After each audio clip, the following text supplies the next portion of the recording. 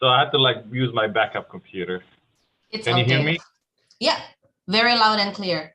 So before I hand over to my friend Adit, who will be with you for the event. So I'm Rizka, the one who's contacting you through email, through DMs and everything. So thank you for sparing your time today. I know it's already late at your time there, but appreciate it so much. And we have some kids from Indonesia who is curious about the Mars helicopter and everything joining your session today. So please, Adit, I'll take care of the kids from the chat and everything. Yeah, hey, hello, good evening, Loay. I hope you're doing okay there in LA. So yeah, my name is Aditya. I'm currently working in one of the tech company for over 15 years. I'll be the host for this event. It's a true pleasure to have you here. Kids are extremely excited. Just a brief background. This is a space education program which we have over 3,000 alumni of Indonesian children, and the following children that we have selected today are among the most enthusiastic, and they are extremely excited to see you and to learn actually from the very person who designed this Mars Ingenuity, and I believe many others project in NASA. So it's a true honor for us to host you here today. So kids, just like a brief introduction, and I believe Loay can tell us, more about his background. So we have our honored guest today is Mr. Loay Elbasyouni. He is the, I believe you work in the Jet Propulsion Lab for NASA, which developed the very first powered flight in a different planet. I cannot overstate how cool it is, to be the person who designed the very first powered flight outside our planet. I believe there is a lot of story that he can share with us. And, kids, this is your time. If you have any questions, you want to know more about his story, how he gets where he is today, you have any specific questions about the engineering design of the spacecraft, there are many other, opportunities for you to ask. So yeah, so without further ado, let's give our greeting to Loay. So maybe we can say hello and good morning to him. Hello, good evening, probably already. Hello, Mr. Loay. Good evening, Mr. Loay. How are you today? Hello, Mr. Loay. It's not morning in there. Hello, It's not morning in there. It's morning at our time. Mr. Loay. 4 p.m. right now. Almost night in that time. Okay. Should I say good morning or good night? Good evening. Okay, let's mute and then let's hear from Mr. Loay about his story, how all this happened, and how is the Ingenuity doing today. Go ahead, Mr. Loay. Yeah, so I'll probably tell you a little bit about me and about the helicopter, and let you ask questions because I'm sure a lot of you are curious, about the helicopter, about Mars, about space. So I'll be happy to take any questions. So I'm Loay Elbasyouni. I born in Germany, but I actually grew up in Palestine, in Gaza. So I'm not sure if you know that place. And and I came to the U.S. to study. I studied electrical engineering. It was a really hard journey, coming from another country.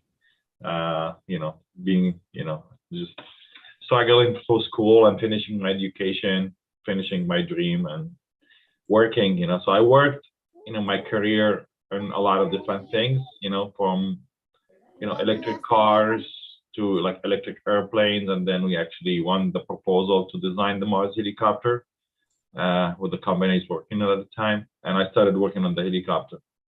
So tell you a little bit about Mars, Mars, it's a very different from Earth. Earth is a very beautiful planet. I don't think there's anything like it. The more and more you study and work in space, you learn that, God gave us a very beautiful place, we live on. It's very special. I mean, I don't know if there's anything even close like it, but so with Mars is like it's so different. So I mean, there is not much air. The gravity is different. So a lot of the science of flight is different. So I mean, to be able to fly on Mars, I mean, there is only 1% of the air of Mars. So I mean, if you go to Mars, you basically cannot breathe. So I mean, it's not only there is no oxygen, there is actually literally just 1% of air. It's like almost like you flying on the top of, higher than the Himalayas, I mean, so just very high altitude, very thin air. So you need air to create flight, because you basically, when you fly something, that's why you're turning the props. As you're turning the props, you're creating like thrust, which is push the air under, which make the plane go up, so because now there is no air, we have to like figure ways, can we design a helicopter? Can we actually fly something on Mars? Everybody would said, nah, it's kind of impossible. We really cannot do it. It's, I mean, yes, going to Mars by itself is hard. Flying on Mars is it's just a fantasy. I mean, so some people would say it's just a fantasy. It's not very reasonable. So we had to really prove. We did a lot of studies. Did a lot of math. Like calculation, like mathematics and physics to study everything, figuring out the weight of the helicopter had to be. So the helicopter had to be very, very lightweight. And at the same time, it had to be able to spin 5 times, maybe faster than a helicopter at Earth. And the prop had to be so much bigger, I mean, you probably see in the picture behind me, my background. I mean, you can see the body of that. This is actually the actual helicopter. I can go to the side a little bit. But you can see the body of the helicopter is so small. If you look at a helicopter on Earth, you are going to notice one thing, that the helicopter is almost bigger than the prop. See, because we're flying on Mars, we can only carry such a little weight, to fly. And with the prop, had to be so much bigger than the helicopter. So that's how we calculated all of this. We figured out all these things, figured out how can we actually fly on Mars, and from that, I mean, the helicopter itself, what they call is a technology demonstrator. So it actually does not really have a mission other than actually prove the technology will work. So, it is basically, that's really the main purpose of it. It's to actually prove the theory of flight, that we actually can see flight, we can actually demonstrate flight to prove, everything we have calculated. So far, we've flown, I mean, it's already been a year now since the helicopter got there. So, I mean, like probably got there in, remember, like April, like January 17th, I think, February 17th. And since actually flew, flew the first time in April. I mean, so far I've done a connection that now we just had the first flight in 2022, actually flew the 19th time.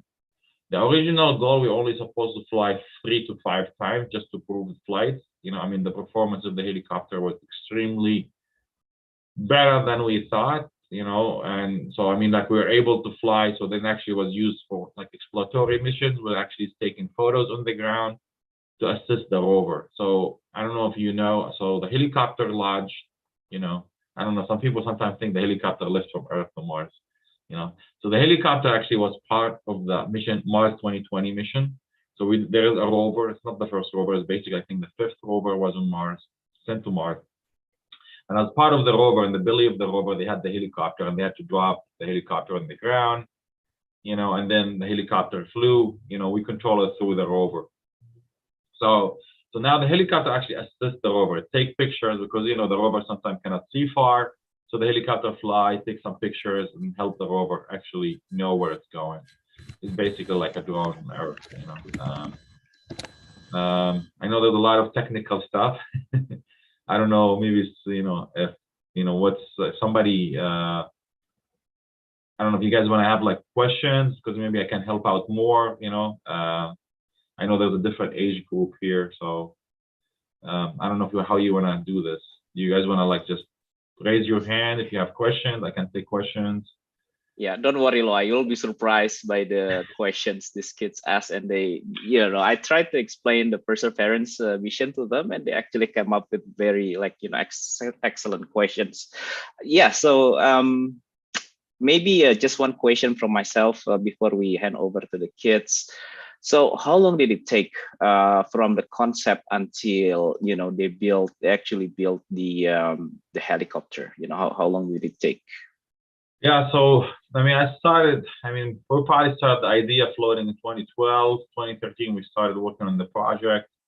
So there were some just all in paper, like, is this thing possible? Then it's like, hey, how about we just build a small helicopter? So we actually built a small, like a toy out of like basically toys. We built a very small helicopter that actually, like, we tried to fly it in the Mars atmosphere chamber.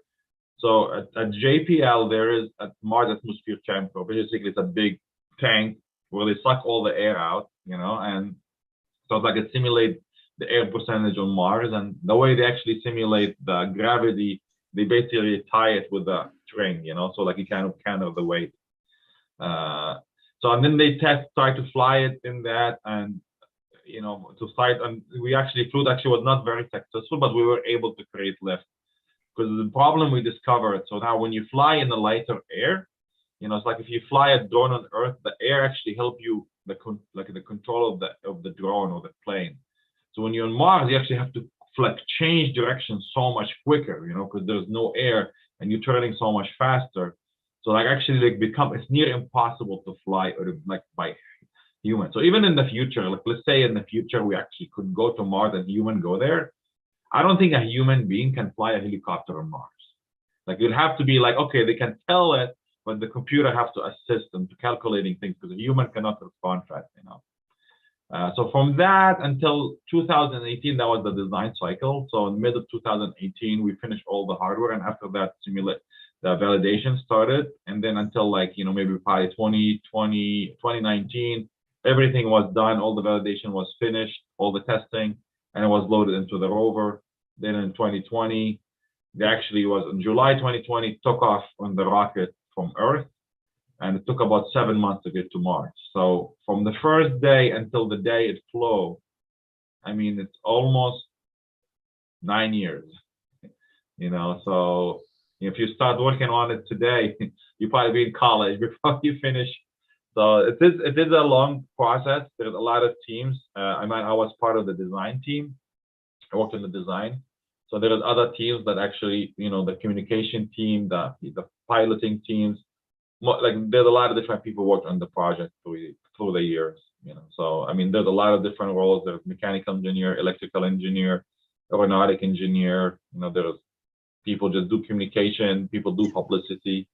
So you could work anything and you still work on a helicopter or work on something for space. You don't have to be a specific engineer. So you don't have to be a space engineer. A lot of people think that you're a space engineer, but there's a lot of things you can study and you still can work on space program.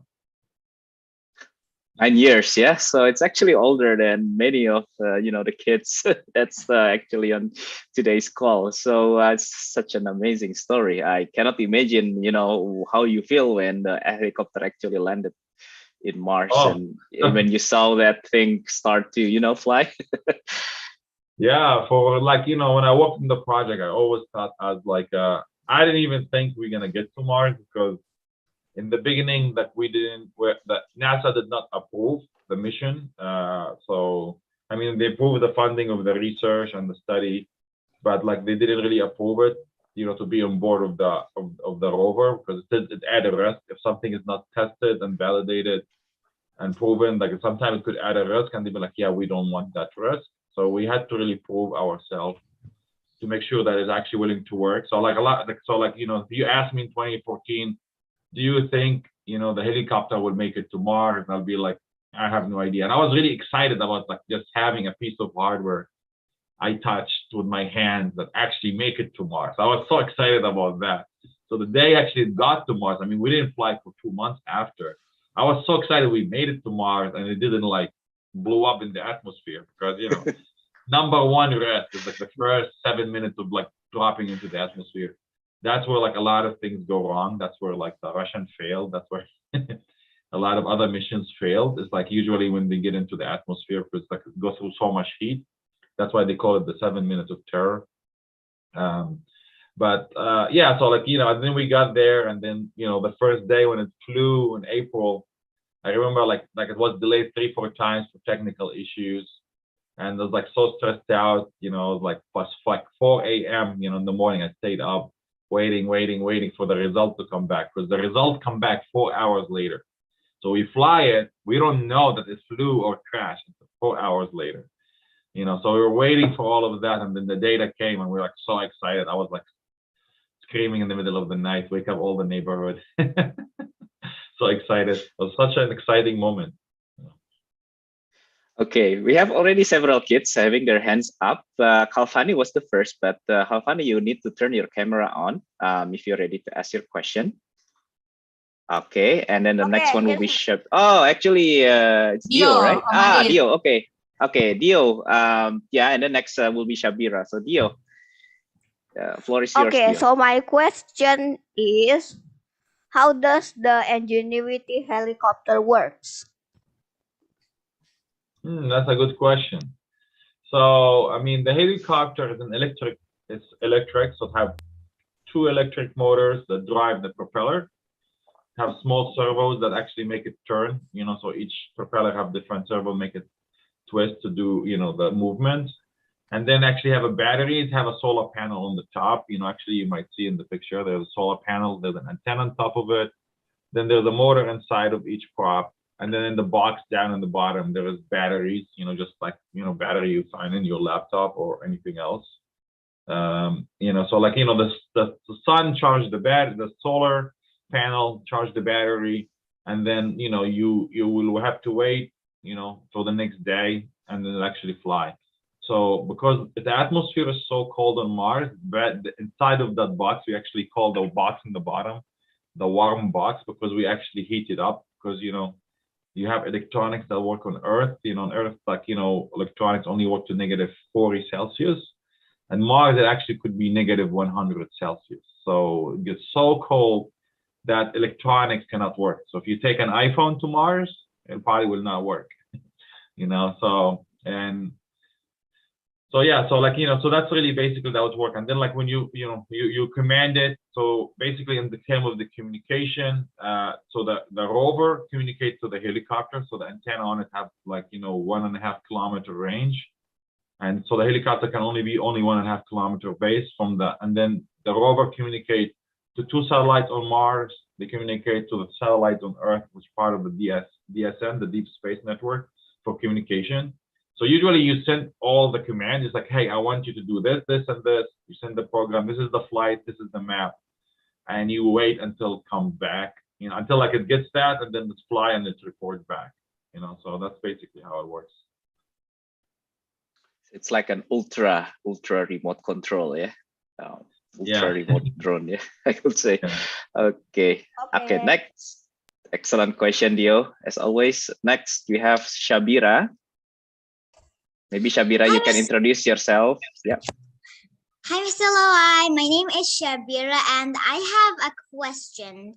So when you make that helicopter and it landed, how did it land? Because there's no gravity in outer space. So there is gravity. So, I mean, in Mars, because we landed on Mars, right? So like the helicopter took off from Earth in a rocket, you know, flew through space. There was no gravity, right? But then like once it got into through the atmosphere, it got onto Mars. Actually, the gravity of Mars make it like such a difficult landing.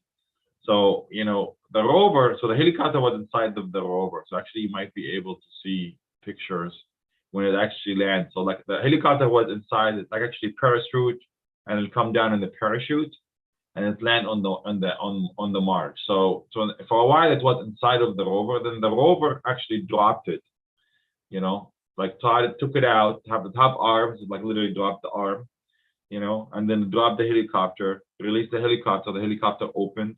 It's like the rover opened the helicopter because the legs were all folded because like to make space. And then once it's full, you know, like it was down on the ground, the rover drove away, and then eventually the helicopter afterward was commanded to fly. And so but the gravity on Mars is about 1/3 of Earth. So if you weigh, you know, maybe 15 or 20, you know, 20 kilogram on Earth, like you will weigh about 7 kilograms on Mars. So I mean, there is still gravity, you know, but the gravity is a lot less. Okay, next we have from Akira. Thank you. Hi, Mr. Loay. My name is Akira. So, what is the best view or picture the Ingenuity has taken on Mars? According to him? Yes. According to you. According to you. So honestly, I think the best picture, a picture we will never been able to take. So the helicopter flew over a valley, where there's sand dunes, almost look like the desert on Earth, which is kind of really fascinating, because you know the rover have no way to go into these areas. So you know, because it's very risky, it's very sandy, it could get stuck. So I mean, I think that's the coolest picture, because we will have never seen this picture without the helicopter.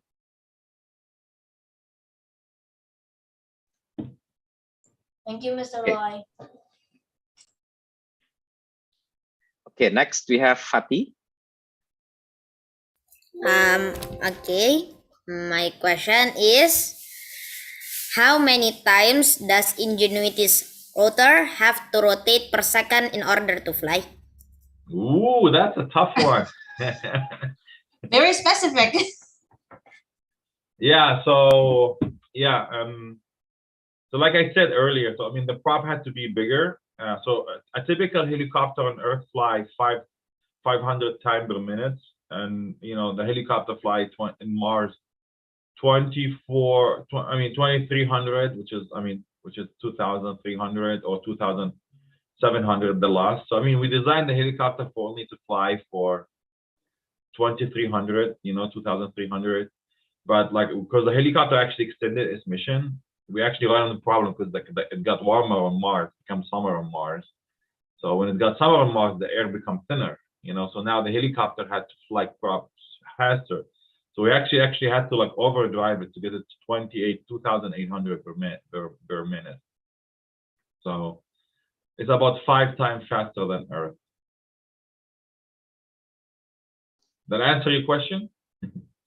Yes, thank you. Okay, thank you, Fatih. Next, we have Hilmi.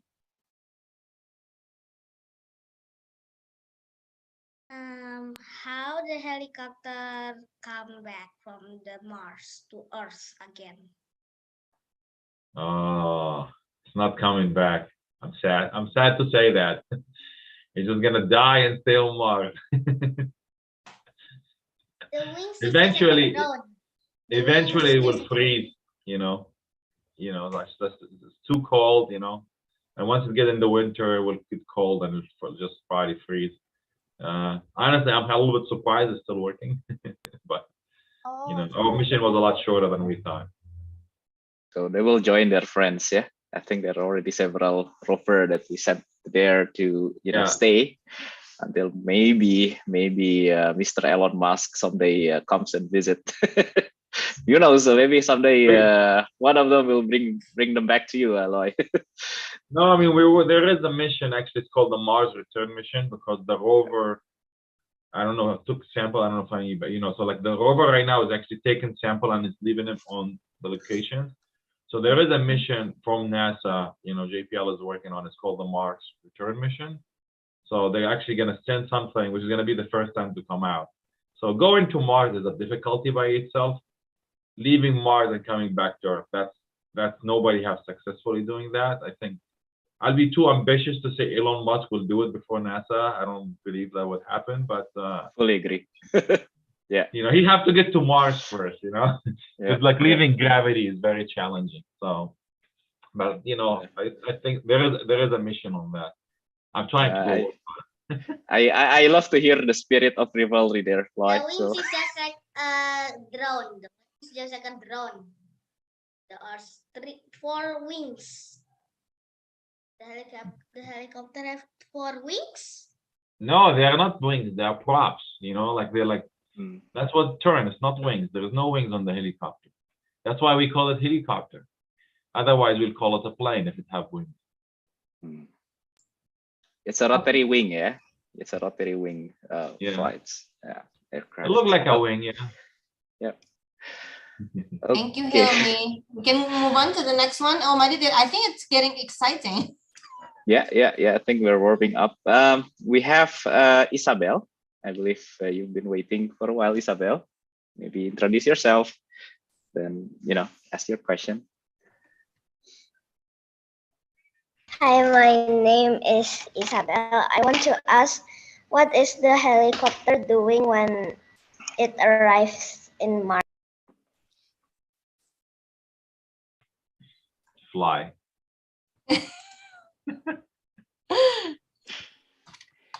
I mean, helicopter fly and take pictures. But the main purpose of the helicopter is to fly. So we just because we never flew in Mars, so it is like basically, it's like if we think of history in 1903, like the Wright brothers on Earth, why did they fly? To fly. So I mean, really, the main purpose is to fly, to prove we can fly, prove that all the science, all that, because we did everything based on I wouldn't say experiment because we didn't really try anything on Mars before to fly. We just based on science. We just try to prove the theory that we can do it. So I mean, the main purpose. So in the future, there will be more flying missions on Mars probably, or more helicopter. I mean, it have capability to take photos. These photos could assist the rover in looking for life or looking for water or any other mission. I mean, there's a lot of things good when we study space or study other planets that help us understand things on Earth. And I think that's just kind of, exploring, helping in exploring. I mean, exploration is sometimes for the sake of exploration. That's how we discovered a lot of the islands and the land, Humans, we just like exploring. So. Thank you, Isabel. Okay, next. Does it take some okay, thank you. No, it's okay, Isabel. It's okay. Come up with a follow-up I only question. have one question. It's okay. Does it take some batu or something else? Some batu, some rocks. Some rocks, yeah. No, so the helicopter, yeah, because it's have only limited abilities. The rover, the Perseverance rover, actually does the sample collection because it have a robotic arms and drill. The helicopter cannot do any of these things. But let's say the helicopter flew over a valley and it's noticed in the picture, they notice something interesting. The helicopter can tell the rover, hey, go there. That's where the good samples are. Yeah. Okay, thank you. Okay, next we have Nathan. Nathan, you ready? Okay, go ahead, Nathan. So, how long is the helicopter gonna stay in Mars? Indefinitely. I mean, the helicopter always will stay there. The original mission was supposed to be only a couple months. So now we actually getting into, I mean, the helicopter always been there for a year. I mean, we had 19 flights. So honestly, I don't know how much longer it will operate. I mean, the last rover was supposed to operate for 6 months. It ended up staying 10 years. It's yeah, they will keep flying it until it stops working. That date, I don't know if anybody know what it is. Because if it survives the winter, we're probably going to be surprised and shocked, but there is small chance. So Loay, out of my curiosity, what's the battery on the helicopter made of? Is it lithium? Is it? Yeah, it's just a lithium. It's a lithium battery. It's a standard, it's pretty normal battery actually used in a lot of the electronic and Earth or electric cars. It's not very uncommon battery. Okay, cool. Next we have Kirana. Hey, Kirana, morning. Hi. Okay, I have a question. What if the helicopter go off course? So we didn't know until it went, of course, and we lost it. But it does have navigation. We actually did have a problem on the helicopter. It got off course a little bit. So one of the pictures, because it used pictures to navigate, so it have like black and white camera and a color camera. So the black and white cameras actually use it to actually study the areas, and it calculated the route it goes through.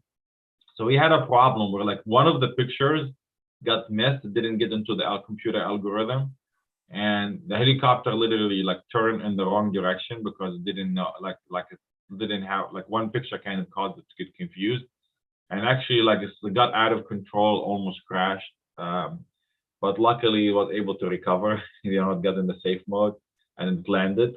But it does have backup safeties, like if something go wrong, like actually will just land.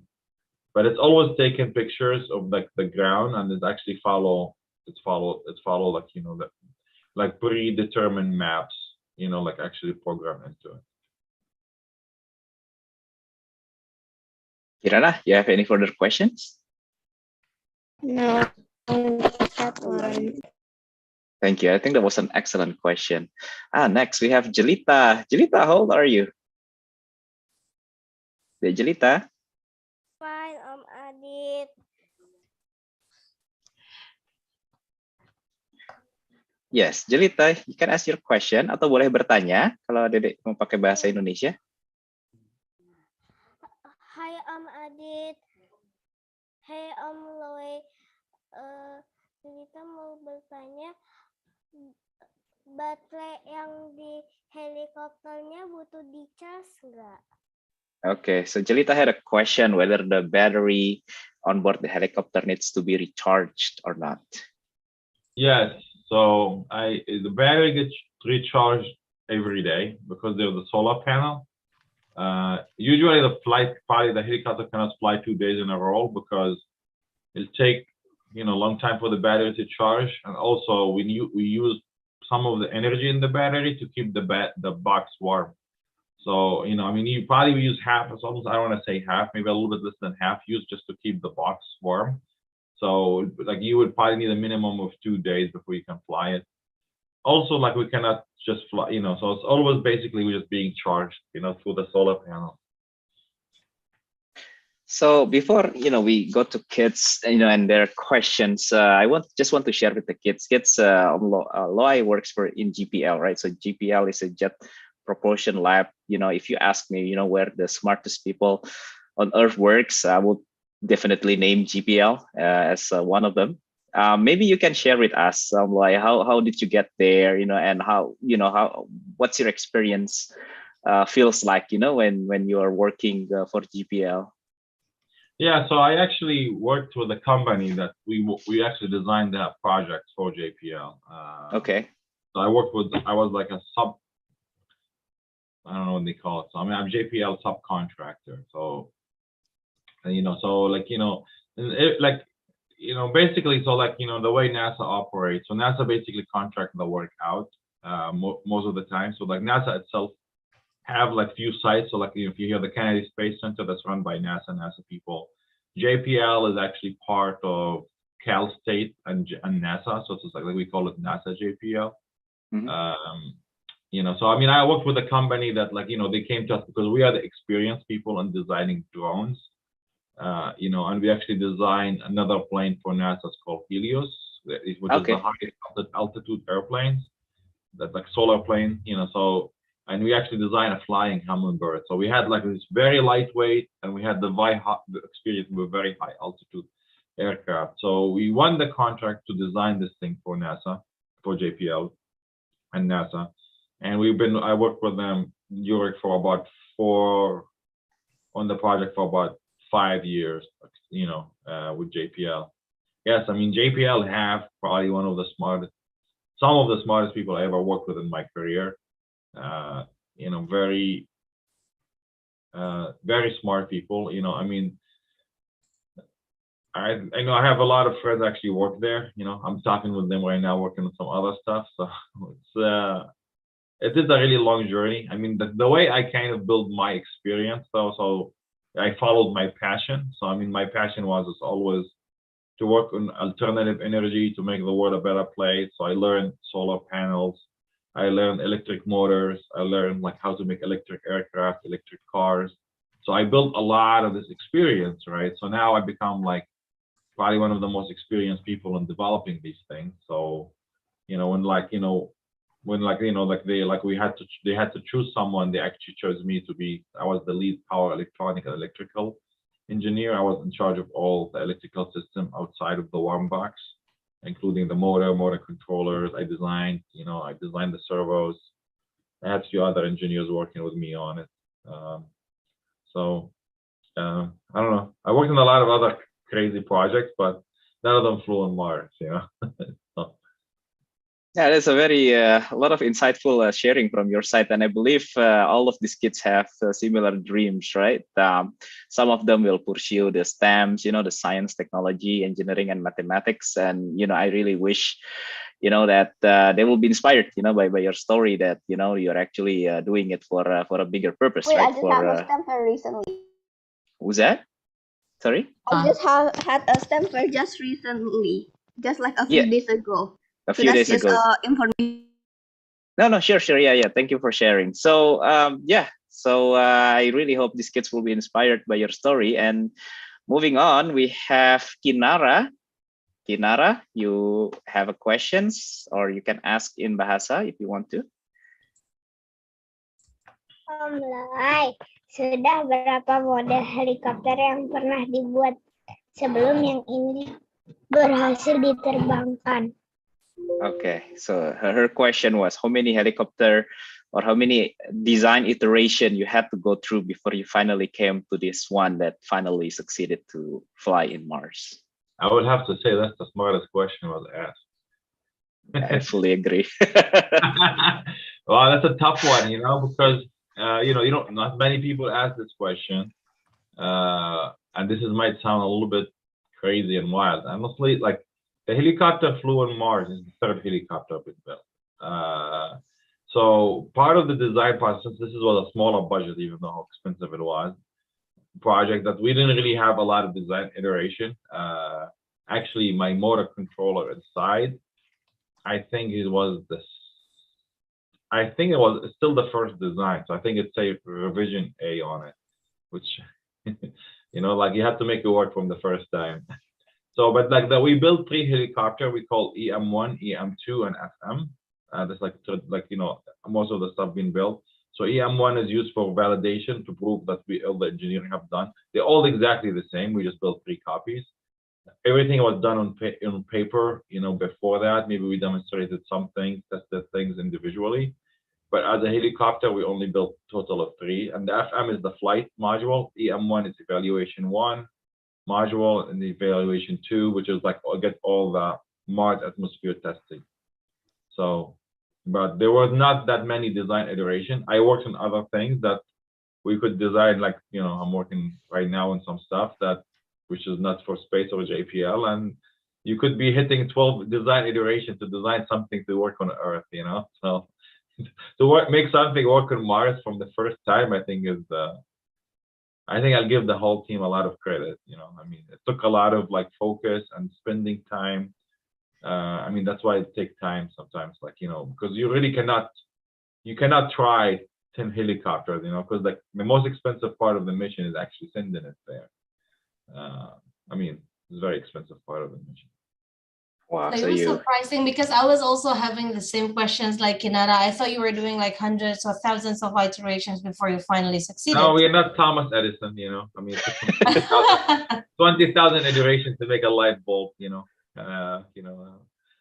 I don't know. So it's like, this is a really interesting thing in engineering. It's like, I'm not a very big trial and error. I like to make things work. I mean, I think it could be a disadvantage working on some of the tech startups sometimes, like they want to try things right away. I like to try everything, simulate things and study them and make sure they work from the first time. But, I mean, as much as you can, first, second time, it's possible.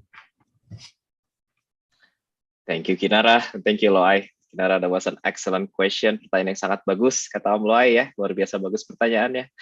Okay, next we have Juno. Juno, maybe you want to turn your camera on. Juno, can you turn on your camera, please? Okay, there you go. Okay. Yes, Juno, go ahead. Ask your question over. Hi. How heavy was the Ingenuity and how big was it? So basically, that's how big it is. I mean, it's like so the prop span is about 1.2 meter. I mean, I think the one behind me kind of represents the shape, you know, it's a little bit, you know, so it's a little bit wider, like maybe like, you know, the spread of my arms, you know, a little bit less, you know, and it weight about 1.8 kilogram, which is basically the weight of a laptop. So, I mean, the way we was able to make that because it's made out of carbon fiber, so it look a lot bigger, like, but it's very lightweight. So kids, it's actually quite big, but extremely light. You know, I found it fascinating. Okay, Yeah, next. It's a lot bigger than any drones you see on Earth, you know. Oh, Juno has a follow-up question like there. 20 or 30. Let me see if I can find a picture. Repeat it again, Juno. What did you say? I thought it would be much heavier than a kilo. Oh, he thought that it would be heavier than a kilo. Yeah. Yeah, I mean, we studied like every single piece of the equipment, you know, like we actually calculated. So that was part of my biggest design challenge when they came, you know, asked me to design the motor controller, stuff like that. You know, I had to really like keep in mind how lightweight it have to be. But so I mean, yeah, it wasn't very, you know, easy to meet the weight target. That probably was the hardest thing on the project, how we can design something to work on Mars and make it very lightweight. So actually, this is so just to let you see. Okay. You can see now, kids. See, this is the real size, you know. So that is actually quite big. Okay. Oh, yeah, I'm pointing on the motor control that I designed. That is actually quite big. Yeah. Did that answer your question, Juno? Are you happy, Juno? Yeah. Yeah. Okay, next we have Labiba. I know you've been waiting for a while, Labiba. So go ahead, ask over your question. Hello, my name is Labiba. Mr. Loay, I'm curious. After this Mars helicopter mission complete, what is your next mission? Does it still involve Mars, or will you move on to another planet? Yeah, I'm working with a few different things. I'm not really sure. I mean, what do you think? I'm gonna ask you your opinion. Should I work on Mars or the moon? Yes. Yes, Mars. Mars? Okay. All right, I'm gonna try to get on a Mars project next. Seems you are the most more interesting. Like today, you're probably one of the most experienced guy working on helicopter on Mars, Loay. So I think that's where Labiba, you know. Yeah, I want to work on the next. I asked to go work on the next Mars helicopter. You know, the big one. 100% success rate. I don't know. It's very stressful, you know, when you launch and take off. You know, sometimes it just does not work. But you know, sometimes it's like because it's very slim chances. It's like success to failure rate. That's why, like, you know, you have to make sure everything works pretty good, right? But so kids, when you do your math exam, remember, Mr. Loay only have one chance to get it, and he has to get it 100% right. The most important thing is math and physics, you know, science. Like the stronger you are in these fields, the more likely you can succeed doing anything you want, you know, because you have to have like strong fundamental and background, and then other things come after. You can learn everything else. So.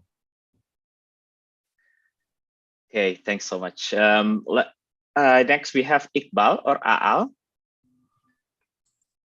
Okay. Yeah, Iqbal or Aal. Hello, my name is Aal. Mr. Loy, how to make helicopter that lands on Mars? How did probably maybe Omadit can rephrase that, maybe like who came with the idea of having this Mars helicopter? Like, was that your original idea, or who had this crazy idea of doing all this? Honestly, I'm not sure who. I think the idea been floating for a long time. Maybe 98, somebody like mentioned it. Like they actually asked our company, that was before I was there, to do some study on it, but then it kind of died off. So the idea been floating for a long time. I mean, a lot of ideas sometimes it's really hard. I don't really like to give credit to anyone for an idea or something like that, because a lot of times these ideas come from science fiction. You know, it's like you watch a movie, you know, like, and you know, like, and that's why sometimes artists can be like more creative than, you know, engineers and scientists, because, you know, they dream of the impossible, you know. So, you know, I don't know, like, I don't, you know, I think we discover things, but, you know, I don't know whose idea it was. Who's the first person? It's hard, you know. Maybe Plato or one of the Greek guys thousands of years ago was like, hey, what if we can fly something on Mars? You know, but yeah, I mean, like in history, like when we talk about flying, for example, like who was the first person who actually thought of flying? True, Do you guys very know? true. This is because it's like a lot of people like give Whitewater the first, you know, but in reality, like in Andalusia during like the Muslim Khilafah there was a guy named Ibn Firnas, and I think he actually flew. He made wings, and he actually went to the clock tower, and he jumped and he fly, and then at the end he didn't know how to land, and he like turned around and he fall and he broke his back. He was 60 years old when he did the experiment, and he discovered he was missing the tail. So he built another time and he tried to fly again, but he could never. He was in so much pain from the first fall, and he never flew again. I think he's the first one to fly, you know. But so who was the first one came with the idea on Mars? I don't know. That it all comes from a dream, yeah. So kids, you know, if you read your science fiction, you never know. You're probably gonna come up with an idea someday. Okay, next we have Runa. Runa, I see your hands up. Hello, Mr. Loay. My name is Runa. I want to ask my question. Did the helicopter return to Earth? That question already asked before, yeah, Runa. So, okay. The answer is maybe I think Rona just joined Omadit. So okay. probably he didn't listen, yeah. Yeah. Okay. What was the question? I can answer it again. Yeah. He asked whether the helicopter will be returning back to Earth. Oh yeah, no. Sorry to disappoint you. It will not return, Rona. Yeah, it'll be Martian forever. That's where we can see. So next we have Fatih. And after Fatih, back to Shabira. Yeah, it's me again, and I want to ask another question. What actually happened to Ingenuity on flight 17? Why did the connection lost? Yeah, so Fatih is one of our top questions. Very specific. What happened during the flight 17? Yeah, Bang Raya, yeah. I think that's the question I probably answered. I want to just double check. Okay. So kids, while waiting for Mr. Loay, I really encourage everybody who's here, like Kakak Dinda, Kakak Hanako, and everybody, Kakak Dia, to raise your hand and ask questions, because this opportunity does not happen every day. Doesn't happen every day. Okay, you can always reach me, reach Adit, but this is a rare opportunity. So please use this opportunity to learn together today.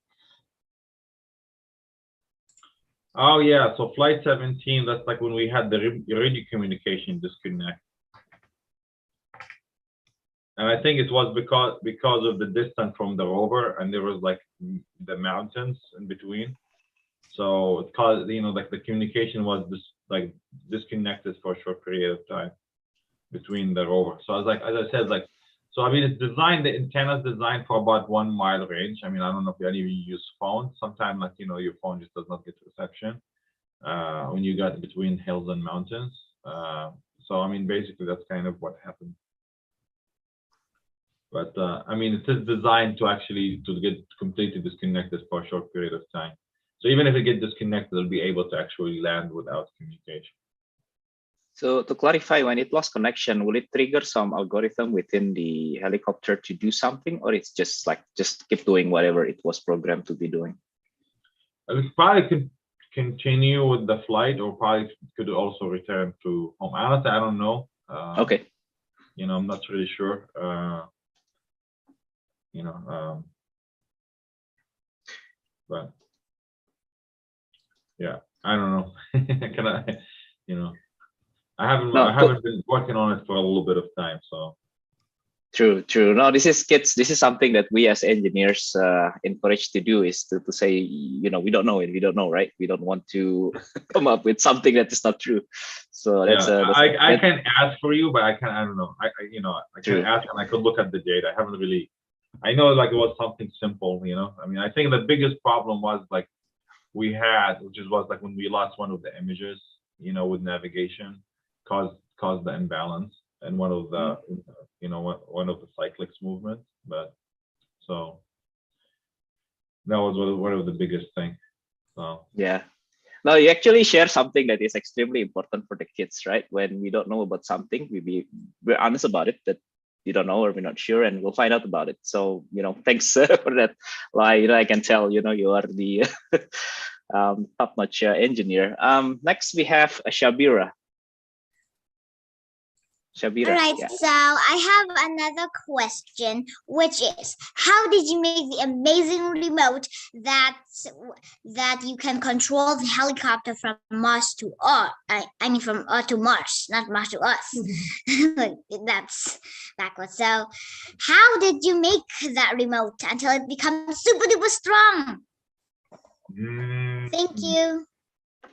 That's very smart. So we didn't make it for the helicopter. So several years back, because of the time delay between Earth and Mars, and it's from Mars to Earth and from Earth to Mars, you know, it's both ways. So NASA came up with this idea. It's called the Deep Space Network, which is basically, you know, because they need to communicate spacecraft in general. I have nothing to do with even Mars, with any spacecraft. They wanted to actually be able to communicate and have the maximum thing. So like in the Deep Space Network, we basically have 3 big giant satellites on Earth, one in North America, one in Australia, and one in Spain. So like that, you have the maximum coverage.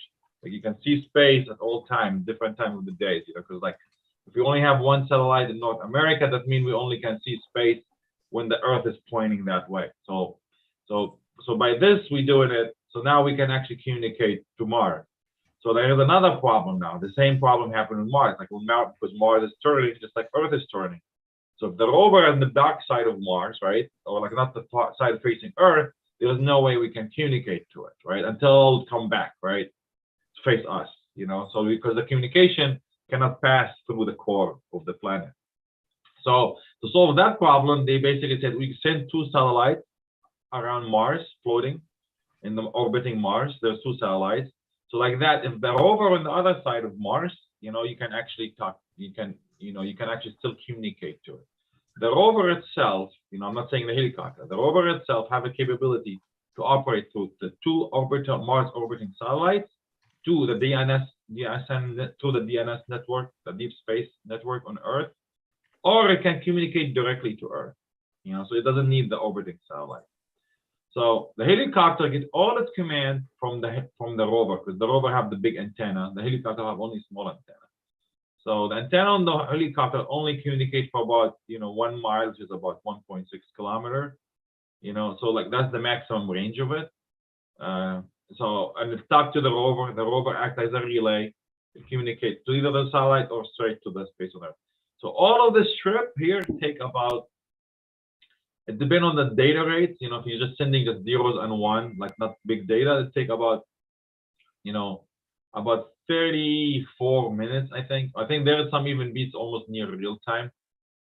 But to send all the data package for it to go and come back, so like let's say the helicopter, like we send it, it'll take about 3 hours and 35 minutes, like roughly 4 hours. So if the helicopter flew, you know, it actually would take us 4 hours to get all this data stuff coming back to Earth. So that's why it's like sometimes you're really not controlling it with a remote control, because like I said, there is no way you can say, okay, I want you to go right, and then it take 4 hours before you know it actually turn right. So it has to be pre-programmed, you know. So it's basically autonomous. Does that answer your question? Does that answer your question? Okay. Thank you. That explains a lot. Yeah. So we have a last question from Dinda and Vito. Yeah, Dinda and Vito. When Project Ingenuity is done, will you make another robot or another project to the Mars? Yes, so there are several missions going. There's always going to be the next rover, you know, another robot. On the party, there is studies of actually sending another helicopter to Mars. I'm not really on either of them right now, but I'm, you know, keeping my finger crossed. You know, I might be in one soon. I don't know yet. But yeah, so there is the Mars return mission. So the next big mission is actually to bring back the samples the Perseverance rover or the you know, like actually took. So that's really the next big mission, because that's going to be literally, that's like the first time in history we actually get something from outer space. I think that's very exciting, you know, because like, you know, like when we study or you get all these data from Mars, right? Like it's all studied on this like tiny, I mean, it's not a tiny, I mean, the rover is big, it's probably as big as a car, maybe a little bit smaller. But so like that, let's have a lab on it. But these laboratory equipment have only certain amount of power to do certain amount of analysis. So actually, when we're able to bring things back to Earth, we'll be able to test so much more, you know. And so, I mean, that's really the next biggest mission. So it's basically going to be a robot, collect them, put them inside of a rocket, shoot it out of Mars. We'll be very excited to wait for that, yeah, to see the first sample. Yeah, probably be a 5-year project. Yeah.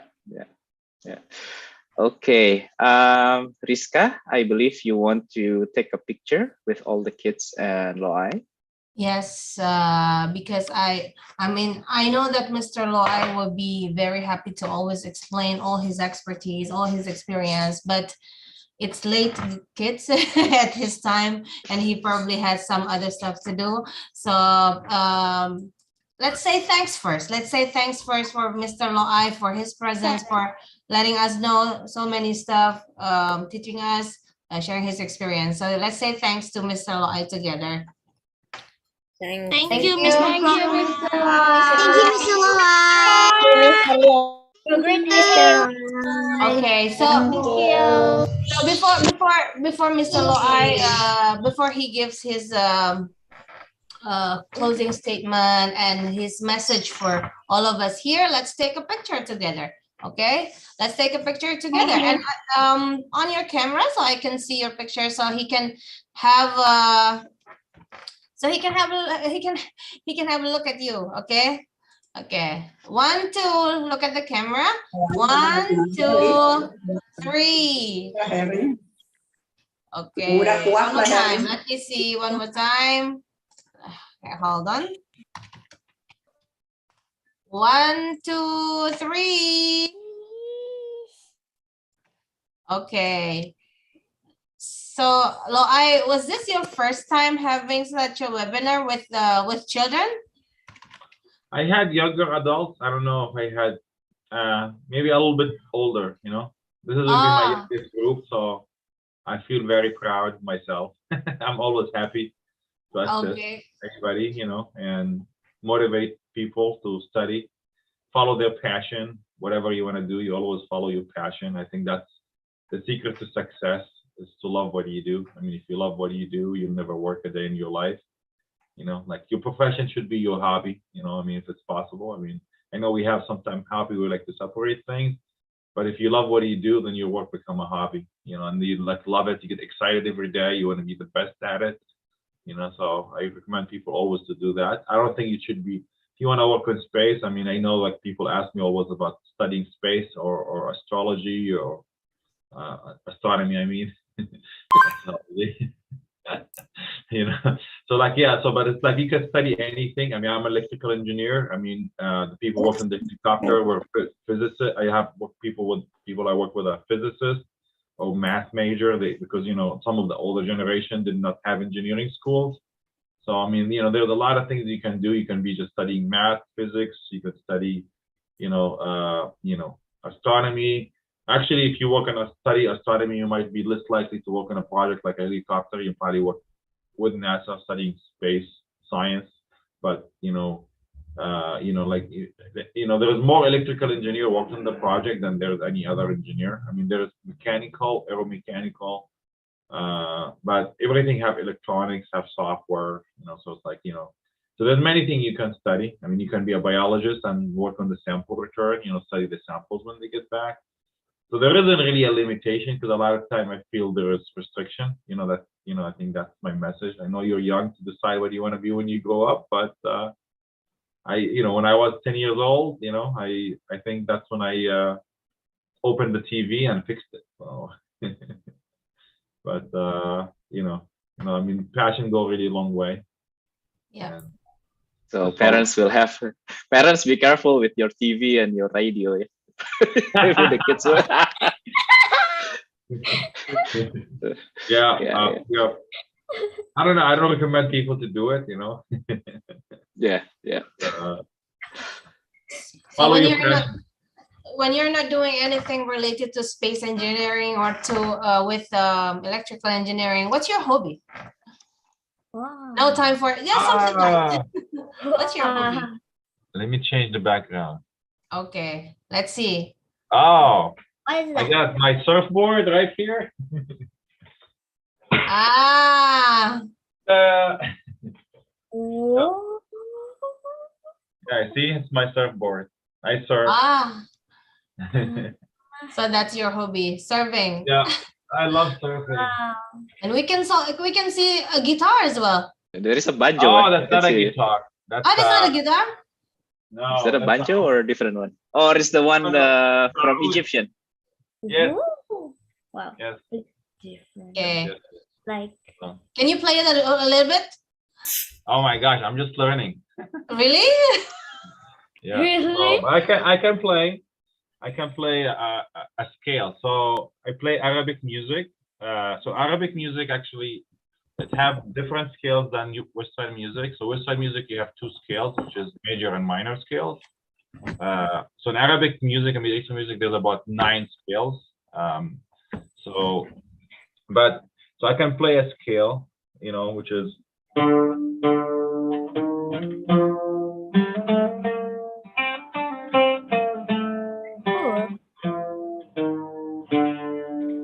Beautiful. Yeah. Okay, that's very cool. Yeah, you don't have You to could. I really want you to. But Yeah. it's to play piano. That was really awesome.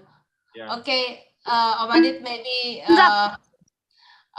Mr. Loy already gave his closing statement. Maybe Omadit, as Aditya is my best friend. Loay, he's been with me since I started BVT over a year ago, and he's a space geek. I have no idea about space, so Adit has taken more than 3,000 children in Indonesia to learn about space beyond what they learn at school. So Omadit, if you can give your statement just to close today's session, how you felt about meeting Mr. Loay also today and be with the children who they woke up, I think some of them woke up at 5 a.m. 6 a.m. because they were all excited to meet Mr. Loay and ask their questions.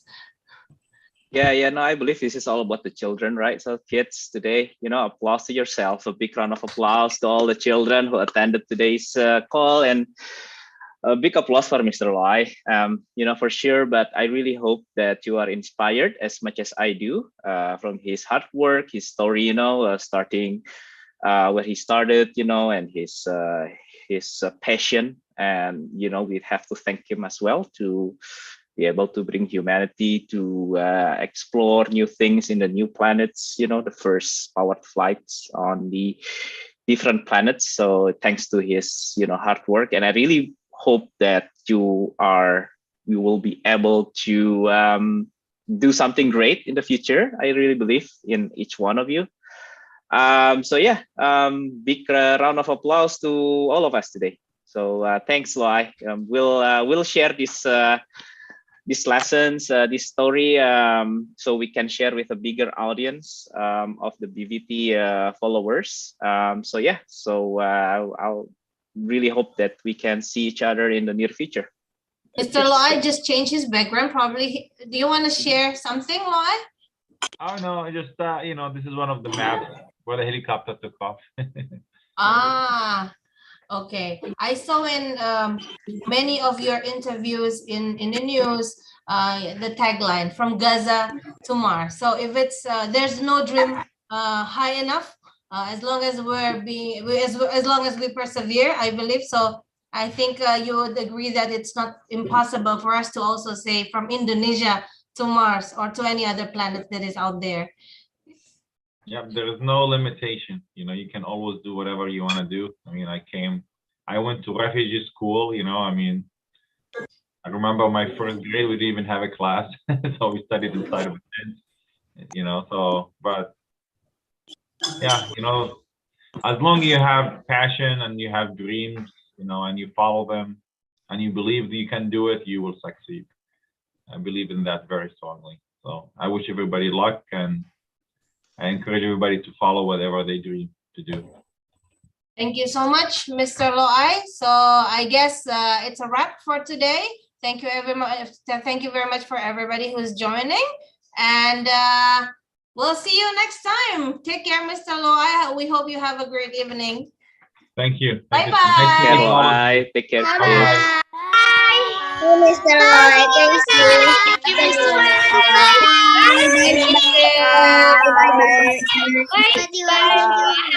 Bye. Okay. Bye bye, Mr. Loay. Bye. Bye for you. Okay, so